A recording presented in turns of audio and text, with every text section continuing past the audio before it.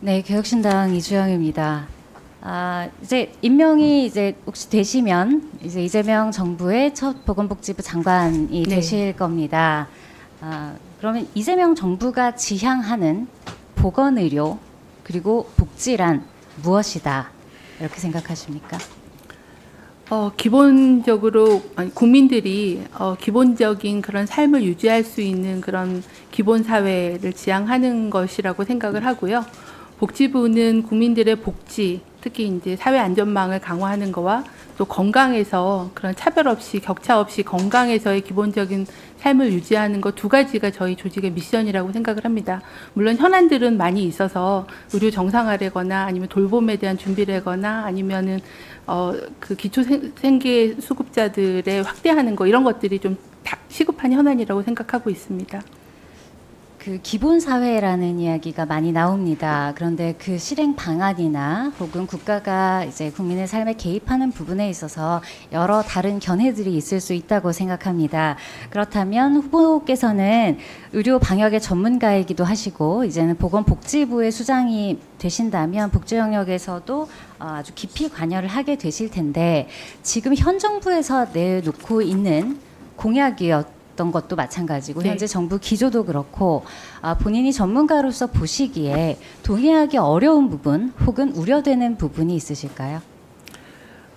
대부분의 공약은 국민들도 필요하다고 생각하시는 공약일 텐데 예를 들어서 한두 가지 정도 말씀해 주시면 도움이 될 것 같습니다. 문제는 대부분이 재정이 많이 들어가기 때문에 지속 가능성에 대한 부분들이 있고 우선순위를 어떻게 할 거냐에 대한 문제지 공약 자체에서의 어떤 문제나 이런 거는 지금 말씀드리기는 좀 어려울 것 같습니다. 공약은 다 좋은 이야기를 할 수밖에 없다는 것을 저도 네. 이해는 합니다만 그 자료 한번 보여주시겠어요? 문제는 지금 재정에 대한 말씀을 후보님께서도 하셨듯이 네. 우리가 우선순위를 정해야 한다. 그리고 그 규모와 범위에 대해서 국가가 국민 앞에 좀 투명할 필요가 있다. 저는 네. 이렇게 생각을 합니다. 첫 번째 자료를 보시면 지금 건강보험 장기 추계의 경우에 중장기 지속 가능성에 대해서 건보공단, 기재부, 국회 예정처 할 것 없이 모두 부정적으로 전망을 합니다. 그래서 재정수지 적자 전환이 올해부터 바로 시작이 되지요. 그런데 이 간병비 관련해서 지금 현 정부에서는 굉장히 중점을 두고 진행 중이신 걸로 알고 있는데 앞서 임상 말씀에서도 요양병원 간병비에 건강보험을 단계적으로 적용해서 그간 가정의 역할로 인식되어 온 간병에 대한 공적 책임을 강화하겠다고 말씀을 하셨고요. 네. 그런데 이틀 전에 인터뷰하신 내용을 보니 이 지출을 그러면 어떻게 조달을 할 것이냐. 지금 나오는 추계로는 적어도 연간 2조 이상, 맥시멈으로는 연간 15조까지도 이야기가 나오는 상황에서 요양병원의 사회적 입원을 완화해서 불필요한 지출을 최소화하는 방안을 마련하겠다. 또 이렇게 답변을 하신 부분이 있었습니다. 그렇다면 이것은 앞의 말과 뒤의 말이 공적 책임을 강화하기 위해 재정을 줄이려면 결국은 요양병원에 들어가는 지출 전체에 요양병원 접근성을 낮추는 방법밖에는 없다는 식으로 해석이 될 수도 있고 그렇다면 그것은 결국은 가정이나 지역사회에 부담이 될 텐데 그렇다면 과연 이것이 간병비를 국가가 지금처럼 지원하겠다는 취지가 올바른 방향으로 일관성이 갈 수 있겠는가 하는 의문이 듭니다. 어떻게 생각하십니까? 네, 의원님 그 지적에 공감하고요. 우려할 수 있는 그런 부분이어서 그 부분에 대해서도 복지부가 검토하고 있습니다.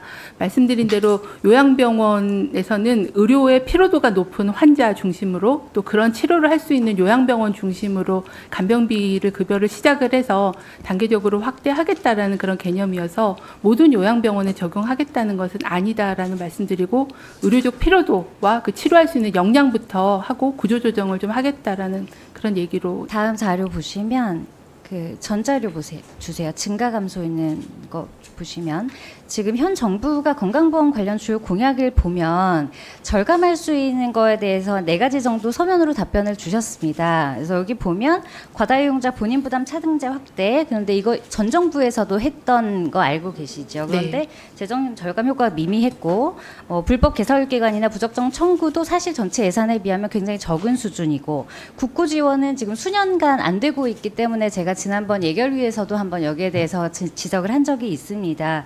그런데 앞서 말씀드렸던 이 간병비 정도의 규모를 충당하기 위해서 사실 이 정도의 대책은 사실은 비율이 맞지 않는다 이렇게 생각이 되고, 또 추가적으로 말씀하신 것 중에 좀 걱정이 되는 것이 주기적 약가제 평가 등을 통한 약가 관리 합리화하겠다 이렇게 말씀하신 부분이 있는데 맞습니까? 네. 네, 그 다음 보실까요? 다음 주세요. 그런데 지금 우리나라에서 문제가 되고 있는 것이 의약품 품절 심각한 건 알고 계시죠? 네. 저희 의원실에서 지난주에 희귀약품 관련한 토론회를 했는데 거기 댓글이 이렇게 달렸습니다. 벤톨린도 없는 마당에 무슨 희귀약품이냐. 현장의 자조적인 이런 이야기가 아주 직접적으로 반영됐다고 생각을 하는데, 다음 보시면 계속 이렇게 생산, 수입, 공급이 다 중단이 되고 있어요. 쭉 넘어갈게요. 넘어가 주세요.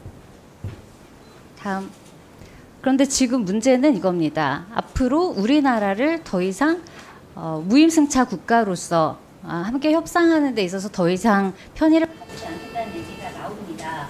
그래서 이 예방병 정책까지 한다면 첫 번째 이 주기적인 약가 재평가나 약가 관리 합리화, 의료 기준 재평가가 우리나라로서는 오히려 적은 비용으로 많은 국민에게 주고 싶었던 취지는 좋았으나 결과적으로는 흡수약이 다 품절이 되고 우리나라 제약업계도 굉장히 자생력을 잃어버리는 방향이 될 수밖에 없어서 네. 지금 말씀하신 부분들이 재정적으로는 굉장히 큰 벽에 봉착을 할 것 같습니다. 그렇다면 이 외에 많은 공약들이 과연 현실적으로 이루어질 수 있다고 보시는지, 혹은 거기에 대해서 우선순위를 정해야 한다면 후보님께서는 어떤 방식으로 어떤 순서로 말씀을 제안을 하고 싶으신지 궁금합니다.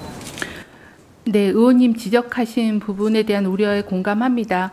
초고령화가 되면서 노인 의료비가 급증할 거기 때문에 건강보험 재정의 어려움이 점점 심해질 거라고 생각을 합니다. 그래서 수입도 늘려야 되고 지출도 효율화해야 되는 두 가지 노력을 다 해야 된다고 생각합니다. 국고 투입에 대해서는 이제 국정이나 뭐 재정에서 검토를 하고 있는 걸로 알고 있고요. 말씀 주신 약가제도에 대한 부분들은 이제 뭐 제네릭이나 이런 부분들에 대해서 좀 더 관리할 부분이 있다라고 생각을 하고요.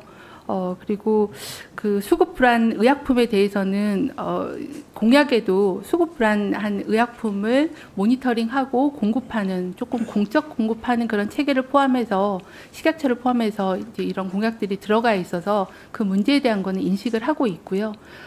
현 시점에서 해결할 수 있는 방법에 대해서는 좀 더 찾아보도록 하겠습니다. 제가 그 대안까지 오늘 말씀드리기는 좀 어려울 것 같습니다. 대안이 당연히 아직 없을 수 있는데 제가 기대하는 바는 뭔가 정부 정책이 현재 보기에는 좋지만 장기적으로 좋지 않을 수 있는 방향성으로 나올 때 보건복지부의 수장으로서 거기에 대해서 과감한 브레이크를 걸어주실 수 있는 결단이 필요하다. 네. 말씀드리고 싶었습니다. 네. 국민의 입장에서 옳은 판단을 하도록 최선을 다하겠습니다.